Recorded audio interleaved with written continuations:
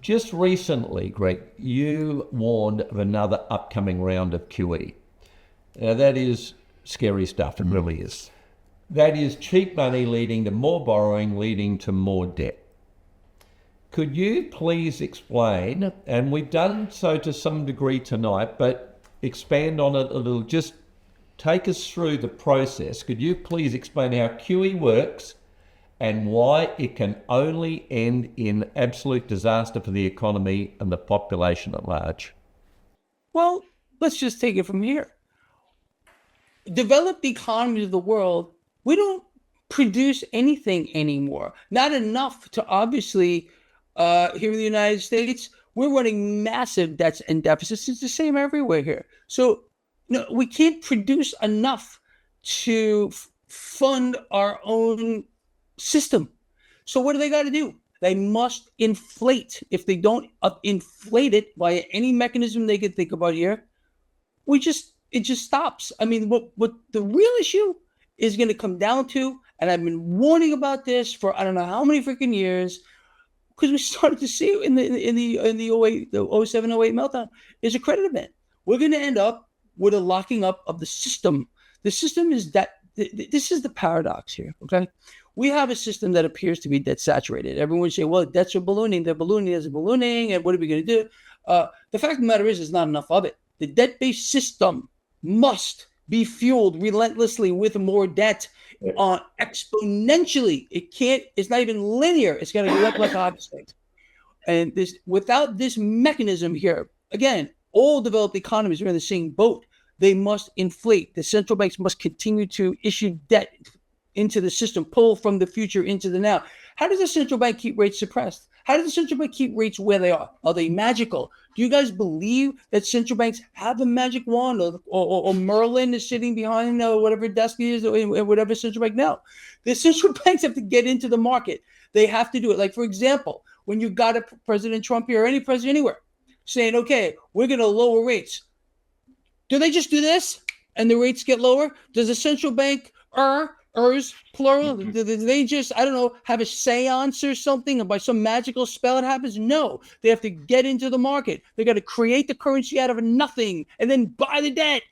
Yields go down. And what does this do? It debases the currency. People, come on, man, this is such basic stuff. But people aren't taught this. No one knows. Yeah. People think that central bankers have a magic wand, but they don't understand. This must happen. It can't stop. You got right now central banks around here, they're buying it all. That's their goal. The goal of every central bank is to become, well, one or two things, okay? To be the lenders and buyers of the last resort, to own it all. That's it. And that's what they're doing here. We're moving towards that very, very rapidly. I don't think any other nation in the world is moving faster towards that than the United States is right now. And we're about to see what's happening here is, look, I even came up with a new word for this recently. I call it planetary debt. In other words, the debt is ballooning on a celestial level here. It has surpassed anything. It has become planetary.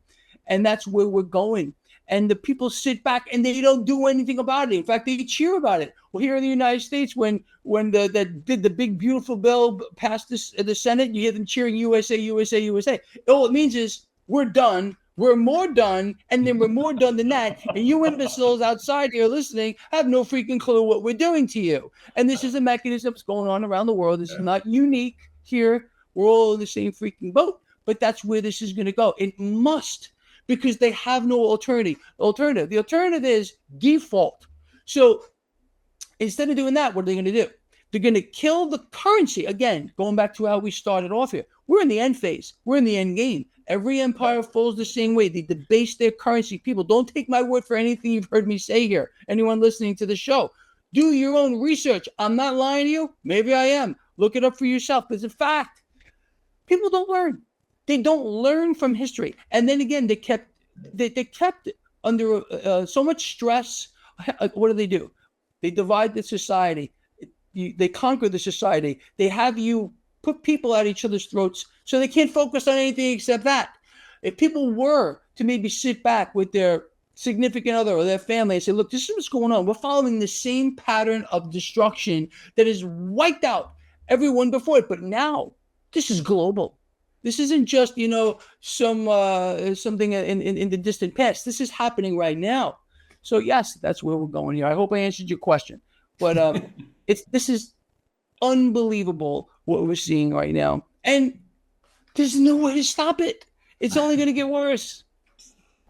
No, Greg's 100% right. I mean, the course of history tells us that this story over and over and over again.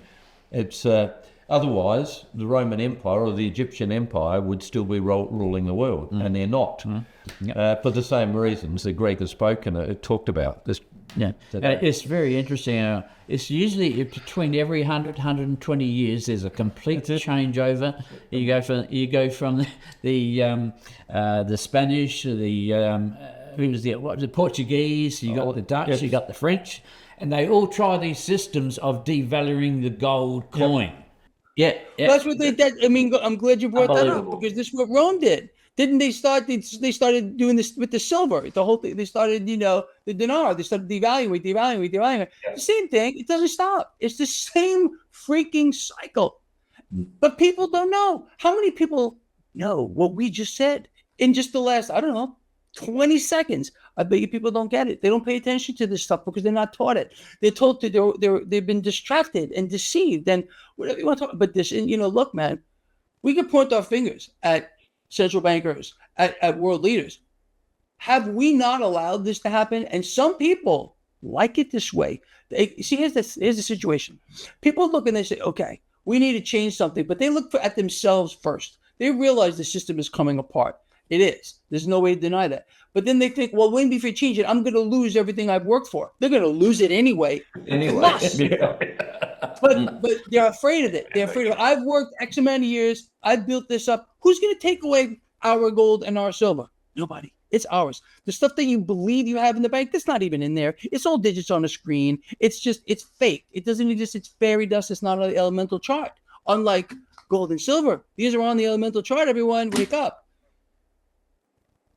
You see where I could go with this, right?